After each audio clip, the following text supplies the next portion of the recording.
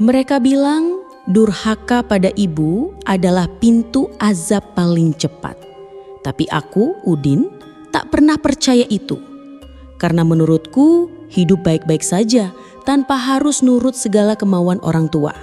Toh mereka juga manusia, bisa salah, bisa marah, bisa memaksa.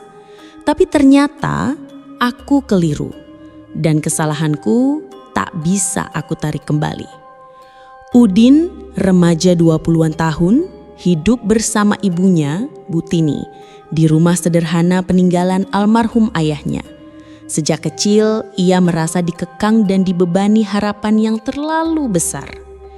Ibu Tini sering berdoa panjang di sepertiga malam, memohon agar anak sematawayangnya jadi anak yang lembut hati dan dekat dengan agama. Tapi bagi Udin, semua itu terasa seperti tekanan. Setiap malam ibu berdoa, seolah-olah aku ini anak paling buruk di dunia. Padahal aku gak pernah mukul orang, gak pernah nyolong, gak pernah ngerokok. Cuma aku gak suka disuruh-suruh sholat. Salah ya? Satu malam, Ibu Tini sedang membaca Yasin di ruang tengah. Udin yang baru pulang langsung mengeluh karena suara ngaji ibunya dianggap mengganggu. "Bu, bisa gak ngajinya jangan keras-keras? Ini rumah, bukan masjid." Ibu Tini diam, tapi air matanya menetes. Ia tak membalas, hanya menutup mushaf dan kembali ke kamarnya. Sejak malam itu, ia jarang berbicara lagi dengan Udin. Beberapa hari kemudian, Udin mulai mengalami mimpi aneh. Ia terbangun tengah malam karena mendengar suara pintu kamarnya diketuk pelan. Suara itu samar, tapi seperti suara ibunya. "Udin, bangun nak." Saat ia membuka pintu, lorong rumah kosong. Ibu tidak ada di mana-mana. Tapi ketika menoleh ke lantai, ada jejak kaki berlumpur. Dimulai dari kamar ibunya dan berakhir tepat di depan pintunya. Keesokan paginya, tetangga datang membawa kabar mengejutkan. Ibu Tini ditemukan pingsan di dapur saat akan memasak. Ia dibawa ke rumah sakit dan dinyatakan koma ringan karena tekanan darah tinggi. Udin yang awalnya masih bersikap dingin mulai merasa bersalah. Tapi rasa bersalah itu tak bertahan lama. Kalau beliau sakit ya karena umur juga kan. Lagi pula aku ini gak sejahat itu kok. Cuma ya kadang bentak, itu wajar. Malam harinya Udin duduk sendiri di kamar. Lampu kamar berkedip beberapa kali sebelum akhirnya mati total. Ia menyalakan senter dari ponselnya dan mengarahkannya ke cermin. Di sanalah ia melihat sesuatu yang tak masuk akal. Bayangan dirinya di cermin tersenyum aneh, matanya merah menyala dan mulutnya berbisik. "Doa ibumu sudah naik ke langit dan aku yang menerima permintaannya." Udin langsung mundur, napasnya sesak, tubuhnya gemetar. Tapi saat ia menoleh ke arah pintu, ada sosok bayangan hitam tinggi besar berdiri diam menatapnya. Udin mencoba menelpon seseorang, tapi semua sinyal hilang. Ia mendengar suara azan subuh sayup-sayup dari luar, tapi suaranya bukan azan biasa. Seolah bergema dari dasar sumur, berat dan menakutkan. Apa ini? Apa ini semua karena aku pernah maki ibu? Apa ini kutukan yang mereka maksud?" Ia mencoba menguatkan diri, berlari ke kamar ibunya, tapi di kamar itu kosong, hanya sajadah yang masih hangat dan satu lembar surat kecil. "Nak, ibu hanya ingin kau selamat. Tapi jika ibu pergi duluan, ingatlah bukan harta yang ibu tinggalkan, tapi doa." Saat membaca surat itu, ponsel Udin menyala. Ada satu pesan suara masuk jam 3 pagi tadi. Ia buka dan terdengar suara ibunya. "Nak, maafkan ibu kalau ibu pernah meminta terlalu banyak. Tapi ibu tak pernah minta yang lain selain kau jadi anak yang Allah cintai." Pesan itu diakhiri dengan suara tangis, lalu bunyi samar seseorang berbisik, "Waktumu hampir habis, Udin." Udin tertidur dalam kelelahan, tapi malamnya ia mendapati dirinya berdiri di tengah ruangan gelap yang asing, hanya diterangi cahaya samar dari lampu minyak. Di hadapannya, tampak sosok perempuan berjilbab putih duduk bersimpuh membelakanginya. "Bu, itu ibu ya?" Sosok itu tak menjawab, tapi dari tubuhnya keluar suara serak. "Kau anak yang tak tahu diri. Kau menolak doaku. Kini doamu sendiri takkan didengar." Saat Udin berlari mendekat, sosok itu berbalik. Tapi bukan wajah ibunya yang terlihat. Itu wajah dirinya sendiri, tapi penuh luka dan hitam membusuk. Udin terbangun dengan tubuh penuh peluh. Jantungnya berdegup liar dan matanya tertumbuk pada cermin kamar yang kini retak membentuk wajah ibunya. Esok harinya, Udin memutuskan untuk menjenguk ibunya di rumah sakit. Namun, saat sampai di ruang perawatan, perawat menghampirinya dengan ekspresi bingung. "Mas Udin ya? Loh, bukannya tadi malam udah dateng?" Udin terkejut. "Tadi malam? Saya belum kesini seminggu, Mbak. Tapi kami lihat Ibu Tini nangis. Tangannya menggenggam erat sambil menyebut-nyebut nama kamu. Bahkan monitor detaknya sempat naik tajam sekitar jam 3 pagi. Jam 3 pagi, waktu yang sama saat suara bisikan itu muncul dari pesan suara. Udin mulai merasa ada yang tidak wajar. Malamnya, Udin membuka lemari tua peninggalan ayahnya. Di dalamnya, ia menemukan kain kafan usang dan sebuah botol kecil berisi tanah kuburan. Di bawahnya, terdapat kitab lusuh bertuliskan aksara Arab kuno. Salah satu halaman memiliki nama yang familiar. Tini binti Sulaiman, calon istri dunia lain, ditolak. Udin tercekat. Apakah ini berarti ibunya dulu pernah nyaris dinikahkan dengan jin? Saat Udin membaca halaman itu, lampu rumah tiba-tiba mati. Dari luar rumah terdengar suara langkah kaki menyeret, perlahan mendekat. Lalu pintu depan berderit terbuka sendiri. Tak ada angin. Bayangan tinggi besar masuk ke dalam rumah. Tapi yang aneh, bayangan itu tidak punya kepala. Udin ingin lari, namun tubuhnya terkunci. Sosok itu mendekat, mengangkat tangannya dan menaruh sebuah benda di lantai. Ketika Udin memberanikan diri melihat, itu adalah gumpalan rambut dan sajadah yang biasa dipakai ibunya.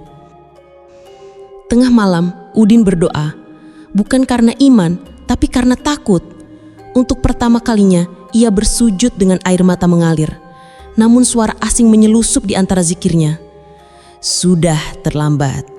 Doa tak lagi mengalir ke langit karena hati yang penuh sombong menutup pintu. Udin membuka mata. Di hadapannya berdiri sosok perempuan mengenakan mukena dengan wajah gelap tertutup debu tanah. "Aku bukan ibumu, tapi aku ditugaskan menggantikan doanya dengan azab." Ketika Udin mencoba melawan, mulutnya keluh. Tubuhnya terasa berat. Ia tak bisa berteriak, tak bisa bergerak. Dalam suara lirih terakhir yang ia dengar, terdengar ucapan dari makhluk itu. "Dulu ibumu menolak perjanjian denganku, tapi kamu Udin tak punya pilihan." Malam itu, tubuh Udin menggigil keras.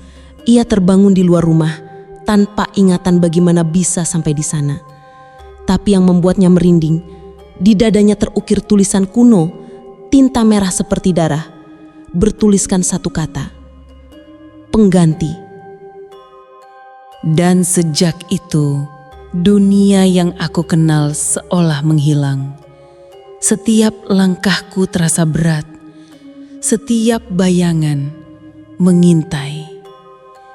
Makhluk itu, aku tak tahu apakah itu jin atau bagian dari kehidupanku yang telah lama hilang.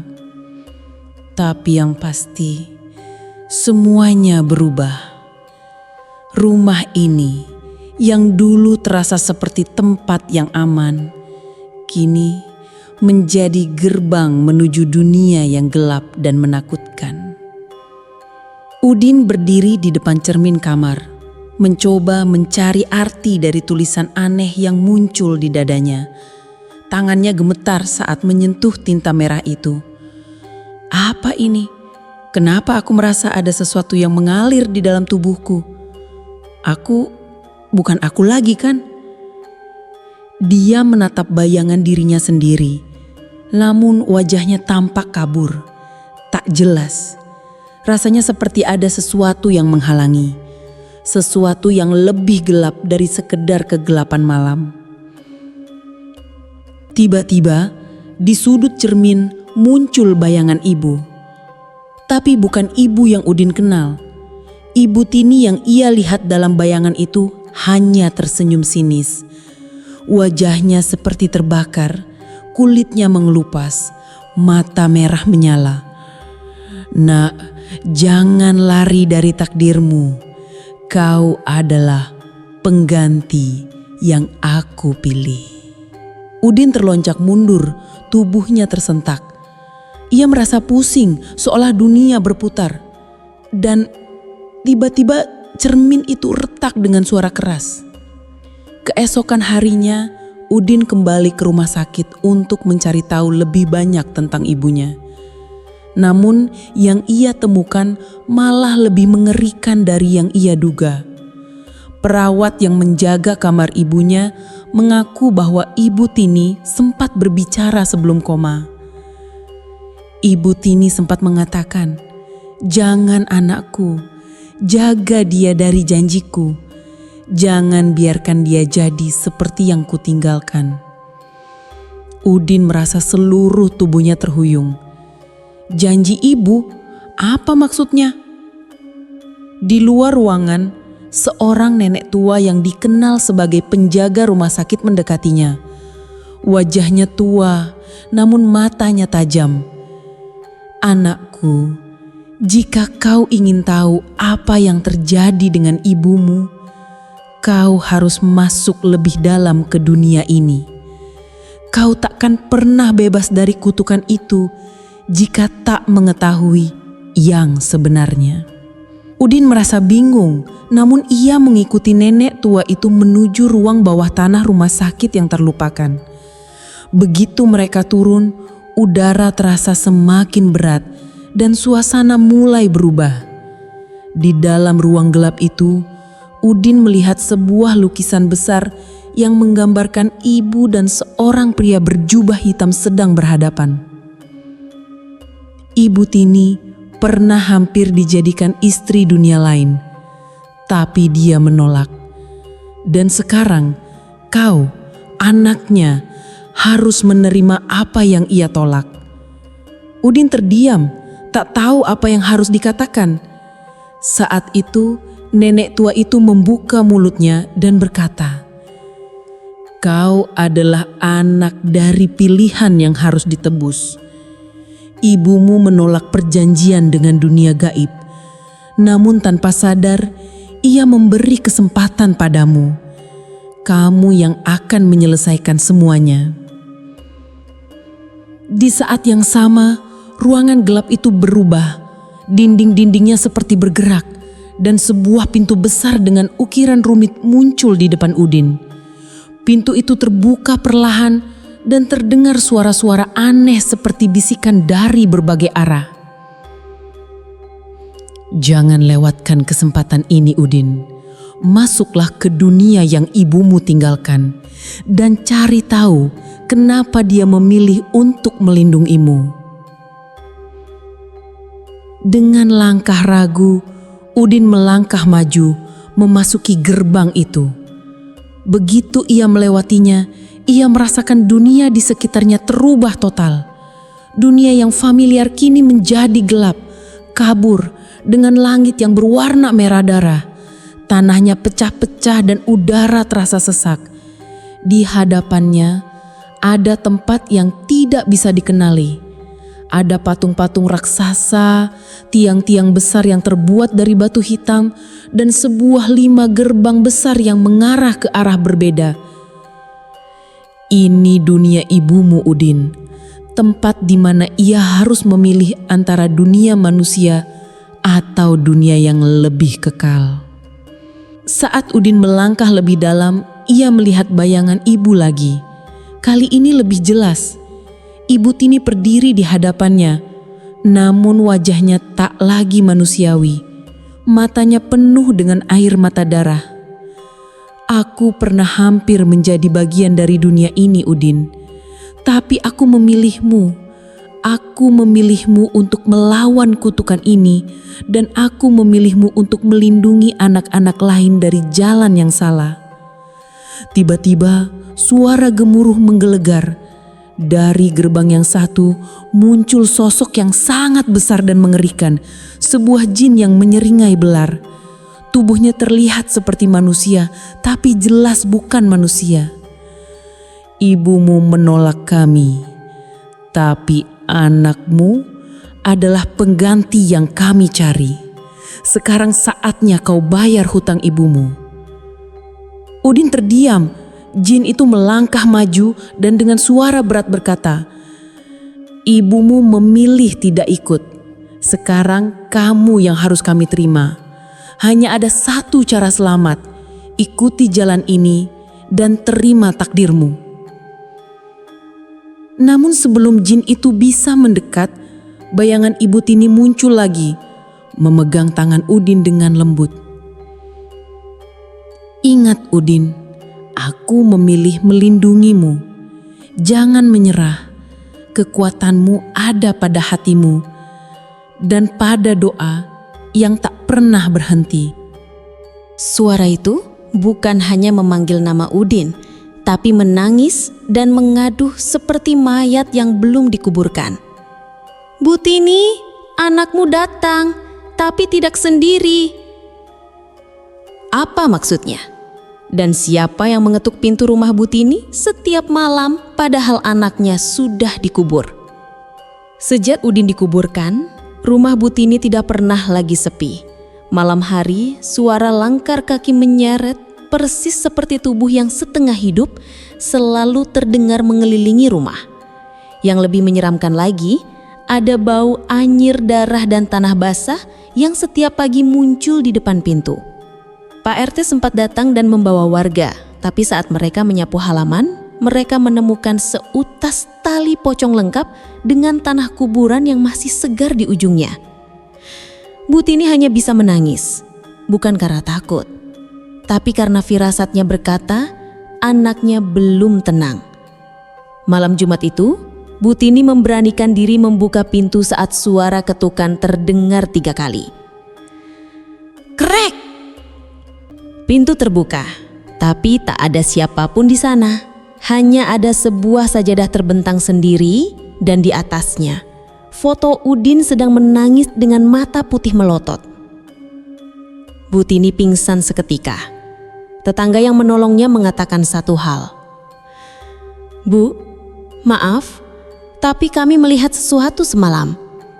Ada sosok mirip Udin berdiri di depan musola, tapi mukanya rusak, seperti mayat yang membusuk." Keesokan harinya, seorang ustadz tua dari desa sebelah datang setelah mendengar kabar ini. Beliau berkata, anak itu belum diterima tanah. Ia meninggal saat sedang mempermainkan ibunya, dan Allah belum izinkan ruhnya tenang. Ustadz pun mengajak Bu Tini memaafkan Udin sepenuh hati sambil membaca surat Yasin. Saat air mata Bu Tini jatuh ke sajadah yang semalam muncul sendiri itu, sajadah itu langsung terbakar perlahan, lalu menghilang seperti debu. Dan detik itulah Udin menghilang tanpa jejak. Hanya jejak tanah yang basah dan bau anyir yang tertinggal di depan rumah Bu Tini. Apakah akhir dari anak durhaka ini hanya sekedar hilang? Atau apakah azabnya baru saja dimulai? Warga geger. Mereka mencium bau busuk yang tidak biasa menyebar dari sumur tua di belakang rumah Bu Tini. Beberapa orang mencoba mendekat, tapi langsung muntah. Baunya seperti daging yang membusuk, namun tak ada satupun jasad di sana. Anehnya, setiap malam terdengar jeritan, suara tangisan lelaki yang memohon ampun, memanggil-manggil nama, "Mak, maafin Udin." Semakin hari, suara itu makin jelas. Bahkan anak-anak kecil yang lewat mulai ketakutan karena melihat sosok lelaki terbakar di dasar sumur. Wajahnya penuh luka dan mulutnya robek. Kematian tak selalu ditandai dengan dikubur. Kadang Allah sembunyikan jasad seorang hamba agar dunia tahu azab orang durhaka bukan hanya di akhirat, tapi bisa dimulai sejak napas terakhirnya dicabut dengan murka. Butini, meski hatinya sudah terkoyak, setiap malam tetap bangun tahajud, menangis memohon agar anaknya diampuni. Ya Allah, Udin memang durhaka, tapi dia anakku. Ampuni dia, walau dia tak sempat minta maaf. 3 bulan kemudian, sumur itu ditimbun. Tapi satu kejadian membuat semua warga syok. Seorang ustadz lewat depan rumah Butini, tiba-tiba pingsan. Saat sadar, ia menangis dan berkata, "Aku lihat sosok Udin, dia meringkuk dalam kobaran api, tapi di sampingnya ada sosok wanita tua bersinar, memeluknya." Itulah Butini. Bahkan setelah wafat, doa ibu tetap mengejar anaknya di alam barzah. Tapi azab Udin tak serta-merta hilang. Ia masih menjerit sampai hari ini. Tiap malam Jumat, suara tangis itu terdengar kembali di sumur itu. Ini peringatan nyata tentang anak durhaka dan doa ibu yang tak pernah putus, bahkan setelah nyawa berpisah dari raga. Apakah kita sudah cukup berbakti pada orang tua? Jangan tunggu ajal menjemput baru menyadari bahwa surga itu benar-benar di telapak kaki ibu.